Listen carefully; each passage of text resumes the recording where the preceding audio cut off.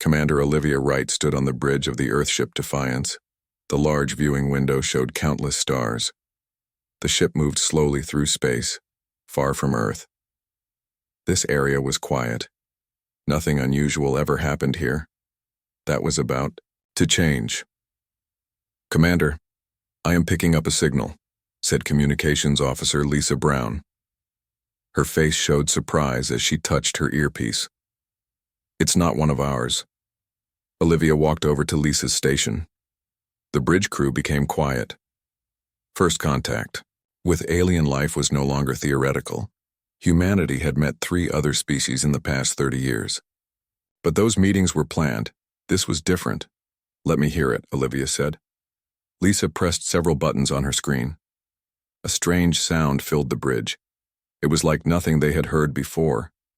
The sound rose and fell in patterns that seemed almost like speech, but no human language. "Where is it coming from?" Olivia asked. Lisa checked her instruments. She frowned and ran the check again. "This can't be right," she said. "According to our sensors, it's coming from the Andromeda Galaxy." Lieutenant Greg Martinez looked up from his station. "That's impossible. Andromeda is over 2 million light-years away. No signal could reach us from there with this strength."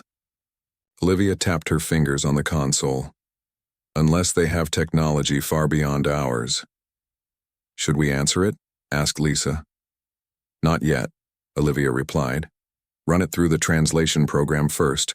I want to know what we're dealing with." The ship's Dr. Alan Bishop joined them on the bridge. He had heard about the signal and came to see what was happening. Alan specialized in alien biology, but he also had training in linguistics. "The computer is working on it," Lisa said. "It might take some time." "Send the signal to my station," Alan said. "I might be able to help." For the next 2 hours, Alan and the ship's computer worked to decode the alien message. The rest of the crew continued their normal duties, but everyone felt on edge. Unknown signals from impossible distances were not normal. Finally, Alan looked up from his screen. His eyes were wide. "Commander, you need to hear this." Olivia walked over to him. "What did you find?" "It's a distress call," Alan said. "From not just one alien species, but many. At least 15 different civilizations contributed to this message." "What are they saying?" Olivia asked.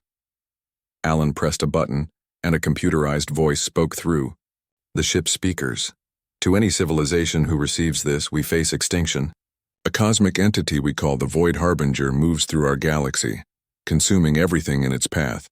Stars, planets, entire systems, all disappear into its darkness. We have tried to fight it. We have failed.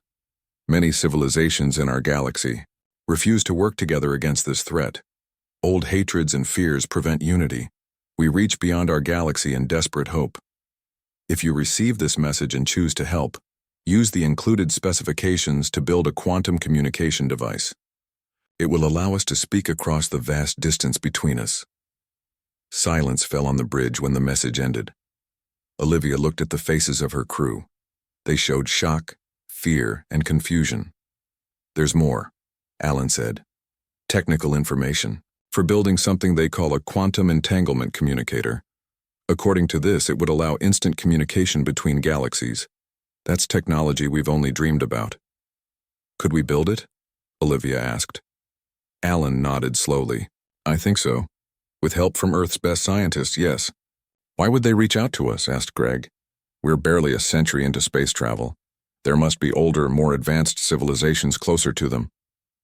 "Maybe they already asked everyone else," Olivia said quietly.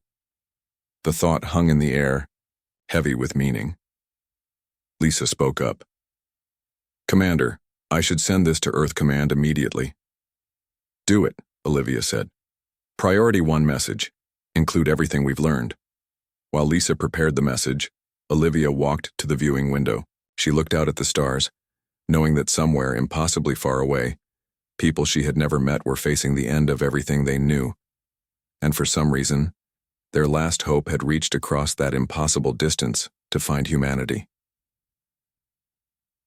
"What do you think Earth will do?" asked Alan, joining her by the window. I don't know, Olivia admitted. This is bigger than anything we've faced before. 15 civilizations, Alan said. All more advanced than us, and they couldn't stop this thing. What chance would we have? Olivia looked at him. Maybe it's not about technology. Maybe there's something else they think we have. Like what? I don't know, she said. But I intend to find out. 3 days later, the Defiance received new orders from Earth. They were to return immediately. Earth's greatest minds were already working on the quantum communicator. The United Earth Alliance had called an emergency meeting of all nations. As the Defiance changed course for home, Olivia sat in her private quarters reading the message from Admiral Jones one more time. Commander Wright, your discovery may be the most significant moment in human history. We don't yet know why these beings reached out to us specifically, or if we have any real chance against a threat of this magnitude. What we do know is this. Humanity now faces a choice that will define us for all time. Do we turn away from a call for help because it doesn't directly affect us? Or do we reach across 2 million light-years to aid those we've never met against a threat we barely understand? By the time you reach Earth, we will have made that decision. Prepare your crew for the possibility of a mission unlike any before. Olivia put down the message. She thought about human history, filled with war and cruelty, but also with incredible acts of courage and kindness. She thought about strangers rushing into burning buildings to save people they didn't know, about countries sending aid to others. After natural disasters, about the countless small kindnesses that defined the best of humanity. She hoped Earth would make the right choice. Something told her they would. Despite all their flaws, humans had always been at their best when helping others in need. As the Defiance sped toward Earth, Olivia prepared herself and her crew for whatever would come next. Whatever Earth decided, she knew their lives would never be the same. The stars outside her window seemed to shine a little brighter, as if aware that something momentous had begun. The United Earth Alliance headquarters stood tall and gleaming in Geneva. Sun reflected off its glass walls. Inside the main meeting hall, 200 people sat in rising rows of seats. They represented every nation on Earth. In the center of the room, a strange device hummed softly. Scientists had worked day and night for 3 weeks to build it. Commander Olivia Wright sat next to Admiral Jones in the front row. The Defiance had returned to Earth 10 days ago. Since then, Olivia had answered endless questions about the alien message. Do you think it will work? She asked the Admiral quietly. The scientists say it should, he replied. Whether anyone will answer is another question. President Maria Garcia stood and raised her hands. The room fell silent. Today we attempt something no humans have done before, she said. We will try to speak across 2 million light-years of space. We will offer our help to beings we have never met. Some say this is foolish. Some say we should focus on our own problems. But I believe reaching out to help others in need is what makes us human. She nodded to the team of scientists around the device. Begin. The head scientist, Dr. Ellen Reed, pressed several controls. The humming grew louder. In the center of the device, a small point of light appeared. It grew larger, spreading until it formed a glowing sphere about 3 feet across. For a long moment, nothing happened. People shifted in their seats. Then, the sphere changed color, from white to a soft blue. Within it, a shape began to form. The shape looked like a cluster of crystals, semi-transparent and glowing from within. It moved slightly, as if floating in water. When it spoke, the voice came from speakers around the room. It sounded musical, but clearly artificial. A computer translation. I am Zieltar of the Luminary Collective. Your device functions perfectly. We are grateful you answered our call. President Garcia stood. I am Maria Garcia, President of the United Earth Alliance. We received your distress signal and wish to understand more about your situation. The crystal being seemed to pulse with light. Thank you for your willingness to listen. What do you wish to know first? Tell us about this threat, the Void Harbinger, the President said. It first appeared in our galaxy 1 Earth year ago, Zieltar explained. It resembles a moving darkness that consumes all matter and energy it touches. It has already destroyed 3 solar systems with all their planets and stars. No weapon we have affects it. It seems to grow stronger with each system it absorbs. How fast does it move? Asked Dr. Reed. It travels at sublight speed but accelerates after each absorption. At current rates, it will reach your galaxy in approximately 900 Earth years. A murmur ran through the crowd. 900 years seemed very far away. Too far to worry about, some might think. Why have other civilizations refused to help? Olivia asked, standing up. Ziltar's crystals darkened slightly. Fear, self-interest, ancient hatreds. The Velox Imperium believes sacrificing outer worlds will satisfy the entity. The Kronos Amalgamation wants to study it rather than fight it. The Eridani Consortium calculated that the cost of fighting exceeds the value of worlds at immediate risk. They're willing to let entire planets die? Asked Admiral Jones, his voice sharp with disbelief. Yes, said Ziltar simply. Our own luminary collective is small. We lack the resources to fight alone. That is why we reached beyond our galaxy. But why us? Asked President Garcia. Surely there are more advanced civilizations, even in your galaxy. Ziltar's form brightened. We studied many species before sending our message. Yours stood out. You are young as a spacefaring species, yes, but your history shows something rare. What's that? Asked the president. You have repeatedly shown willingness to help strangers at great cost to yourselves. Your nations send aid to others after disasters. Your people rush toward danger to save others. You formed a unified government not through conquest but cooperation. These traits are uncommon among the stars. The room was quiet as everyone took in these words. Senator Rick Peterson stood up. He was known for his opposition to space programs. This is all very touching, he said. But what could we possibly do against a threat that advanced alien civilizations can't handle? We would waste vast resources on a fight we can't win, for aliens we've never met, against a threat that won't reach us for centuries. Ziltar's form pulsed. Your question is logical. We do not ask for your ships or weapons. They would indeed be ineffective. What we seek is your perspective, your creativity, your approach to problems. Our civilizations have grown rigid in their thinking. You see possibilities where we see only obstacles. Can you give us an example? Asked Dr. Reed. Your species recently developed a theory of anti-entropic energy manipulation. Our scientists reviewed the data you shared. This approach has never been tried in our galaxy. It may be effective against the Harbinger, which seems to feed on entropic decay. You want our scientific theories? Asked the president. And your help implementing them, said Ziltar. We need fresh minds who are not bound by our limitations. The discussion continued for hours. Ziltar answered hundreds of questions about the Harbinger, the alien civilizations, and what help they sought from Earth. Throughout it all, Olivia noticed something important. The alien never begged or tried to pressure them. It simply presented the facts and asked if humans would consider helping. As the meeting ended, President Garcia called for a vote of the full Earth Council. The question was simple: would humanity help? Senator Peterson and his supporters argued against it. This is not our fight. The threat is too distant, the cost too high. But others disagreed. Senator Kate Rodriguez stood tall as she addressed the room.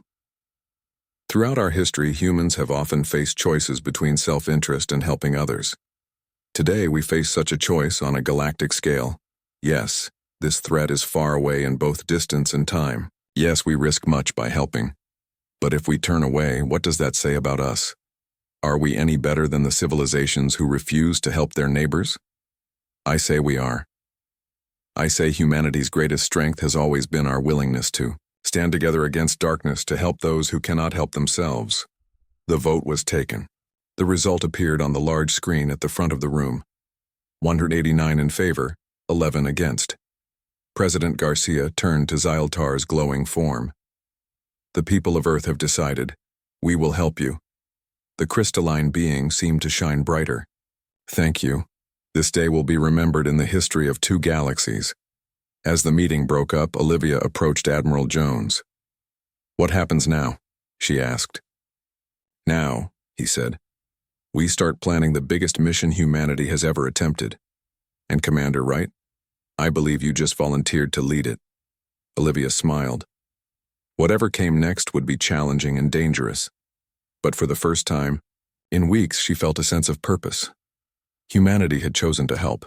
They would not turn away from those in need, even across the vast emptiness of intergalactic space. The real work was just beginning. 5 years passed since Earth voted to help the aliens from Andromeda. Those years were filled with hard work, new discoveries, and preparation. The best scientists from Earth worked day and night with information from Ziltar and the Luminary Collective. In a large building near the ocean, Project Director Samantha Collins looked at the massive ship taking shape. The building had been made just for this purpose. It was the largest structure ever built by humans. "How is she looking today?" asked a voice behind her. Samantha turned to see Captain Steve Miller walking toward her. He wore the new blue and silver uniform of the mission. He had been chosen, from thousands of candidates, to lead the crew. "Right on schedule," Samantha said. "The fold space engines were installed yesterday. We're testing them now." They both looked up at the ship. It was huge, nearly a quarter-mile long. Its smooth white hull gleamed under the bright lights. The name painted on its side read, "Lighthouse." "Will it work?" Steve asked quietly. Samantha knew he wasn't asking about the engines. He was asking about the whole mission. "The theory is sound," she said. "The anti-entropic technology should disrupt the Harbinger's ability to consume matter. But until we face it directly, we can't be certain." Steve nodded. He understood the risks. Every member of the crew did. They would be the first humans to travel to another galaxy. They would face a threat that had already destroyed entire solar systems. Many might not return. "The final crew selection was approved this morning," he said. 150 of our best. Engineers, scientists, medical staff, and security. "Have you told them what to expect?" "As much as we know," Steve said. "Which isn't enough." Samantha's computer pad beeped. She looked down at it and smiled. "The engine test was successful. We can create a stable fold in space. The journey to Andromeda should take 5 months instead of millions of years. 5 months to cross 2 million light years. It was still hard to believe, even after years of working with the alien technology. In another part of the building, Dr. Nancy Peterson led a team of quantum physicists. They were working on the weapon that might save an entire galaxy. The room was filled with complex equipment. In the center sat a glowing blue sphere about the size of a basketball. "Energy containment is holding at 98%, said her assistant, Frank Dawson. He was young but brilliant. His hands moved quickly over the controls. "Good," Nancy said. "Let's try to get it to 99%. We'll need every advantage against the Harbinger." The anti-entropic core was their main weapon. It created a field that reversed entropy, the natural tendency of things to break down over time. The Void Harbinger seemed to feed on entropy, accelerating decay and breaking down matter into energy it could absorb. The anti-entropic field should, in theory, be poison to it. In theory, none of them knew if it would work in practice. Outside the building, people had gathered. Some held signs supporting the mission. Others protested against it. The world was divided. Many thought it was noble for humanity to help aliens in need. Others believed it was foolish to risk so much for beings they had never met, against a threat that wouldn't reach Earth for centuries. That evening, all the key team members gathered in the main conference room. Admiral Jones had come from Geneva to address them. "The lighthouse launches in 1 week," he said. "This is the most important mission humanity has ever undertaken, not because of the distance you'll travel, but because of what it represents. We are reaching beyond our own concerns to help others. We are proving that humanity can be a force for good in the universe." He looked around the room at each of them. There are those who question this mission. They ask why we should care about what happens in another galaxy, why we should risk our people and resources. The answer is simple: because we can help, and because it's right. Captain Miller stood up. "My crew is ready, Admiral. We know the risks. We accept them." "One more thing," the Admiral said. "President Garcia will address the world tomorrow about the mission. She wants all of you there. The next day, people around the world watched their screens as President Garcia stood in front of the lighthouse. The huge ship formed an impressive backdrop. "Citizens of Earth," she began. "5 years ago, we received a call for help from across the stars. We learned of a threat so grave that it endangers an entire galaxy. Many advanced civilizations chose to look away. They chose fear over courage, self-interest over compassion. Humanity chose differently." She gestured to the ship behind her. "This vessel represents the best of humanity, not just our technology and knowledge, but our heart, our willingness to help others, even at great risk to ourselves." The crew of the lighthouse carries with them the hopes of beings they have never met, across a distance most of us cannot even imagine. The cameras showed the faces of the crew standing nearby. They looked proud and determined. "Some ask why we should help," the president continued. "They say the threat is distant, the cost too high. I ask, if we turn away from those in need simply because they are different from us or far away, what does that say about us? What kind of species do we wish to be?" After the speech, as the crew prepared for their final week on Earth, Olivia Wright found Captain Miller looking up at the ship. "Having second thoughts?" she asked. Olivia had been promoted to mission commander. She would coordinate between the ship and the alien allies once they reached Andromeda. "No," Steve said. "But I am thinking about what we might find there. Siltar has told us about the Harbinger, but experiencing it will be different. We've prepared as much as we can," Olivia said. "The rest we'll figure out when we get there." Steve smiled. "That's a very human approach, isn't it? Jump in and figure it out as we go." "It's worked for us so far," Olivia replied. 1 week later, the lighthouse left Earth.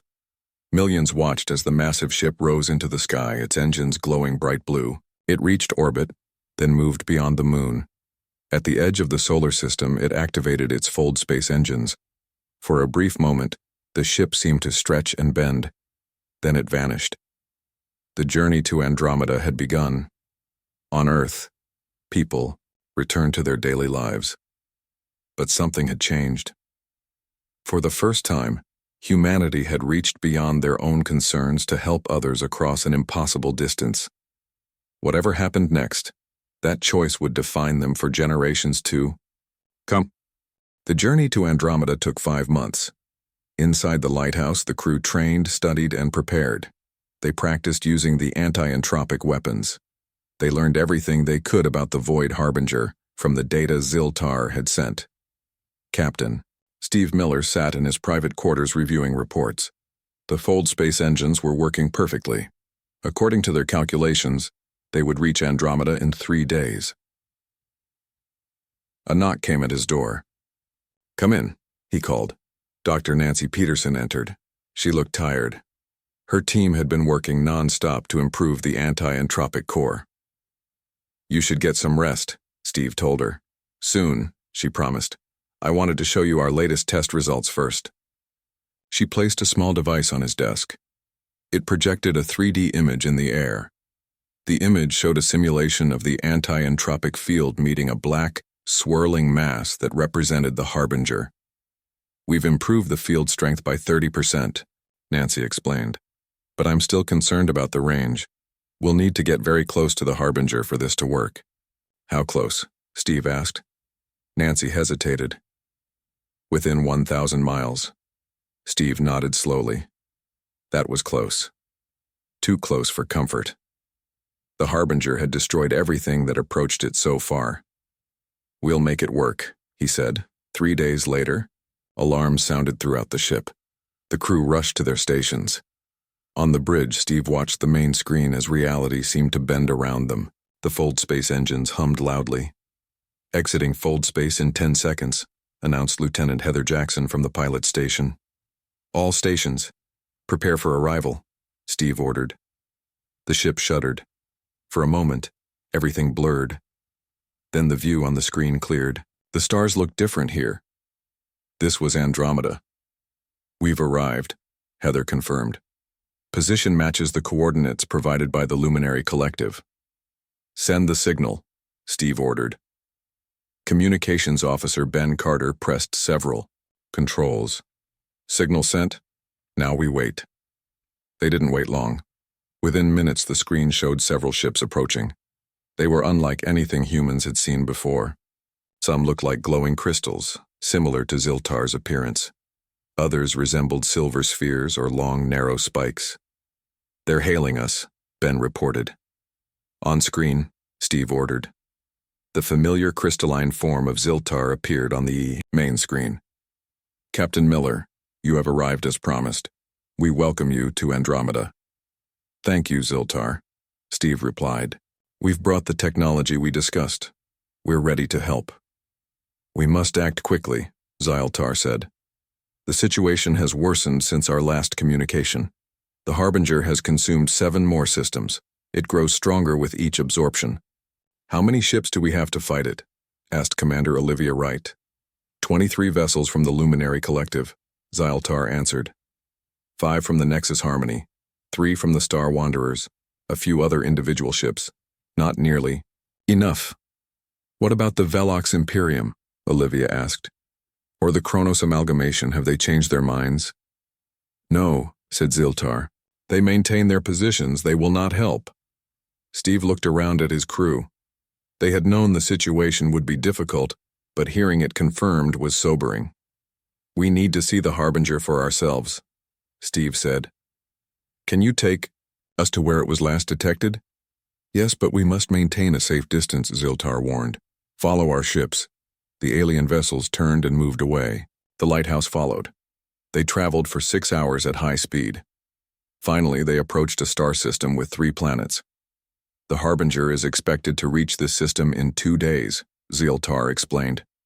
"We can wait here safely and observe." Lieutenant Heather Jackson studied the sensor readings. "Captain, I'm picking up strange energy patterns at the edge of the system. Something big is coming." "It's early," Ziltar said, alarm clear in its voice. "It's moving faster than we calculated." On the main screen they saw it. A darkness that seemed to bend light around it. It wasn't exactly black. It was more like an absence, a moving emptiness that hurt the eyes to look at directly. "That's the Harbinger?" Steve asked. "Yes," Ziltar confirmed. "It consumes everything it touches, matter, energy, even light." Dr. Nancy Peterson joined them on the bridge. She stared at the screen, her face pale. "It's feeding on entropy itself," she said, "accelerating the decay of everything around it and absorbing the released energy." "How do we fight something like that?" Ben asked quietly. No one answered. They watched as the darkness moved toward the outermost planet of the system. It seemed to flow like water, but faster than any ship could move. "All ships, fall back to safe distance," Ziltar ordered over the communication channel. They watched, in silence, as the Harbinger reached the planet. At first, nothing seemed to happen. Then the planet's surface began to crack. Light shone from the cracks, then faded. Within minutes, the entire planet collapsed inward. Where it had been, only, the darkness remained, slightly larger than before. "It just ate a planet," Heather whispered. "Now you understand what we face," Ziltar said. "This is why many chose to flee rather than fight." "We need to test our weapons," Steve said firmly. "How close can we safely approach?" "No closer than 5,000 miles, Ziltar advised. "Beyond that, its pull becomes too strong to escape." Steve turned to Nancy. "Can we modify the weapons to work from that distance?" Nancy thought for a moment. "We might be able to create a focused beam. It won't be as effective, but it could tell us if the anti-entropic field has any effect at all." "Do it," Steve ordered. For the next 12 hours, Nancy and her team worked to modify the weapons. The alien ship stayed with them, watching the Harbinger from a distance as it moved toward the system's second planet. Finally, Nancy reported that the modifications were complete. "We're ready to test, Captain." Steve gave the order to approach. The lighthouse moved forward carefully, stopping. When they reached the 5,000-mile mark, "Activate the anti-entropic beam," Steve ordered. Nancy pressed several controls. From the front of the ship, a bright blue beam shot out toward the darkness. When it reached the edge of the Harbinger, something unexpected happened. The darkness seemed to recoil, pulling away from the beam. "It's working," Nancy exclaimed. "The Harbinger is retreating from the field." For a moment, hope filled the bridge. Then the Harbinger changed. The darkness swirled, forming a shape almost like a hand. It reached out toward them with frightening speed. "Evasive maneuvers!" Steve shouted. Heather's hands flew over the controls. The ship turned hard to the right. The darkness missed them by mere yards. "Full retreat," Steve ordered. The lighthouse pulled away, rejoining the alien fleet at a safer distance. "It reacted intelligently," Olivia said, her voice shaking slightly. "It's not just a force of nature. It's aware." "And it recognized our weapon as a threat," Steve added. "That's something. At least," Ziltar's image appeared on the screen again. "This is remarkable. Nothing has ever made the Harbinger retreat before. Your anti-entropic technology affects it, but its response suggests this will be more difficult than we hoped." Steve looked around at his crew. They were scared but determined. "We need a new plan," he said. "And I think I have one, but you're not going to like it." The alien ships gathered around the lighthouse. On the bridge, Captain Steve Miller explained his plan. His crew listened with serious faces. The alien leaders joined by video link. "Our anti-entropic beam affects the Harbinger, but not enough to stop it," Steve said. "We need to hit it with something much stronger. I propose we use our main anti-entropic core." "The core is powerful enough," Dr. Nancy Peterson agreed, "but we would need to detonate it from inside the Harbinger to have maximum effect." "Inside?" Ziltar's crystal form dimmed with concern. "No ship has ever entered the Harbinger and survived. That's why we'll use the lighthouse itself," Steve said quietly. "We'll fly directly into the Harbinger and detonate the core." Silence fell over the bridge. Everyone understood what this meant. It was a suicide mission. "Captain," Olivia said, "there must be another way." "If there is, I'm open to hearing it," Steve replied. "But we've tried everything else. The Harbinger is heading toward a heavily populated system. Billions of lives are at stake." Frank Dawson, the young engineer, spoke up. "What if we build an escape pod, one that could use fold space technology to jump away just before detonation?" Nancy thought for a moment. "It's possible. We could create a small pod with a fold space generator, but it would be extremely risky. We'd have only seconds to escape before the core detonates." "I'll take that risk," Steve said. "But I can't order anyone else to come with me." "I'll go," Nancy said immediately. "Someone needs to make sure the core detonates properly." "I'll pilot the escape pod," Heather Jackson volunteered. "And I'll handle the engineering systems," Frank added. Steve looked at them proudly. "Thank you. The rest of the crew will evacuate to the alien ships." "How long to prepare?" Olivia asked.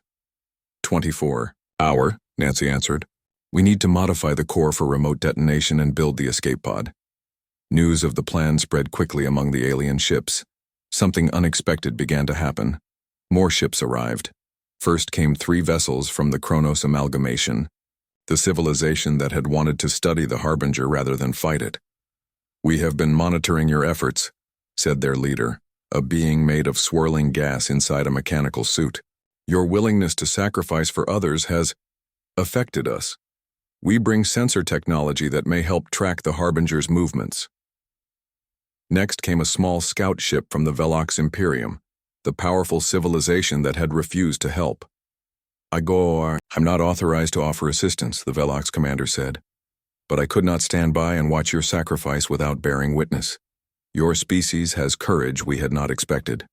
As the human crew worked to prepare the ship and build the escape pod, more alien vessels arrived. Some offered technology or advice. Others simply came to watch. Word had spread across Andromeda about the humans who had traveled across 2 million light-years to help strangers. Olivia coordinated the evacuation of the lighthouse. Most of the crew had already moved to the alien ships. Only Steve, Nancy, Heather, and Frank remained. "The escape pod is ready," Frank reported. "It's small, but it should work. The core is prepared for detonation," Nancy added. "We've set it to trigger 2 minutes after we activate the countdown. That should give us just enough time to reach the pod and escape." The Harbinger had consumed the second planet in the system and was moving toward the third. They were running out of time. "Are you sure about this?" Olivia asked Steve in a private moment. "No," he admitted, "but I'm sure we have to try. That's what we came here to do." The final hour arrived. The 4 remaining humans took their positions on the bridge. Steve sat in the captain's chair. Nancy monitored the core from the science station. Heather prepared to pilot the ship directly into the Harbinger. Frank watched the engineering systems. "All non-essential systems shut down," Frank reported. "Escape pod is ready and linked to the fold space." "Generator," Heather said. "Core detonation sequence prepared," Nancy confirmed. Steve opened a channel to all the watching ships. "This is Captain Steve Miller of the Earth vessel Lighthouse. We're about to attempt our plan. If we succeed, the Harbinger will be destroyed. If we fail—" He paused. "Remember that we tried." Ziltar responded, "Whatever happens, Captain Miller, know that your actions today will never be forgotten in Andromeda." Steve nodded to Heather. "Take us in." The Lighthouse moved forward, accelerating toward the dark mass of the Harbinger. On the screen they could see it clearly now. It was larger than before, pulsing with stolen energy. "Distance to Harbinger, 5,000 miles, Heather reported. "All ships maintain safe distance," Steve ordered the alien fleet. 4,000 miles. The ship began to shake slightly. Warning lights flashed across the control panels. 3,000 miles. "We're starting to feel its pull. Hull temperature rising," Frank reported. "The Harbinger is affecting our outer systems." 2,000 miles. Nancy watched her instruments carefully. "We need to get closer. At least 1,000 miles for maximum effect." 1,500 miles. The shaking grew stronger. Lights flickered on the bridge. 1,000 miles, Heather announced, her voice steady despite the danger. "Now, Nancy," Steve ordered. Nancy pressed the sequence to activate the core. "Detonation in 2 minutes, starting now." "All of you, get to the escape pod," Steve said. "I'll hold the ship steady." "The plan was for all of us to go," Nancy argued. "Someone needs to make sure the ship stays on course," Steve said. "The Harbinger is already affecting our systems. Go." "That's an order." Nancy, Heather, and Frank hesitated, then ran toward the escape pod. Steve remained in the captain's chair, manually controlling the ship as it plunged deeper into the darkness. "Escape pod launching in 30 seconds.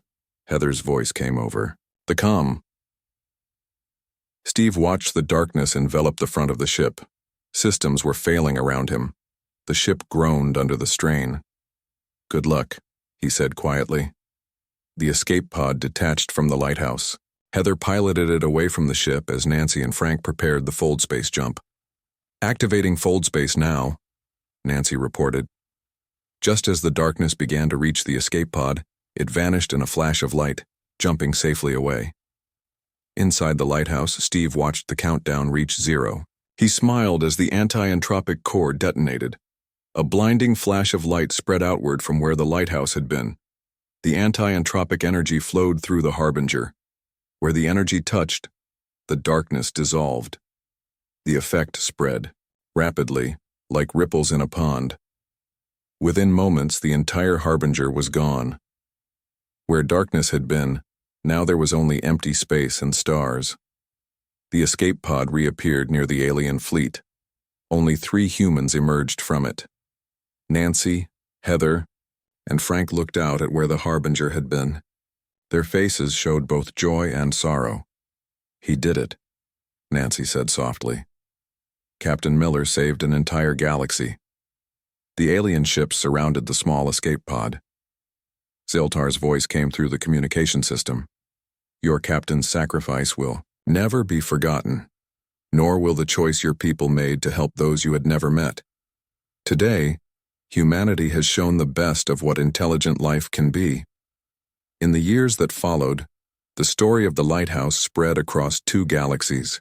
The quantum entanglement communicator became the foundation of an intergalactic network. Technology was shared between Earth and Andromeda. The civilizations that had refused to help before came forward to build relationships with humanity. On Earth, a monument was built to honor Captain Steve Miller and the crew of the lighthouse. But the true monument was the bridge they had built between galaxies, not just of technology, but of compassion and courage. When asked why humans would risk so much for strangers, President Garcia gave an answer that was engraved on monuments across 2 galaxies. The universe can be dark and frightening. Perhaps what matters most is not how long we survive in it, but how we choose to live while we're here. Humanity believes that courage, compassion, and sacrifice for others are not weaknesses, but the greatest strengths any civilization can possess. And across the vast distance between galaxies, beings who had once refused to help each other looked at the stars differently, wondering what other lessons they might learn from the strange young species called humans.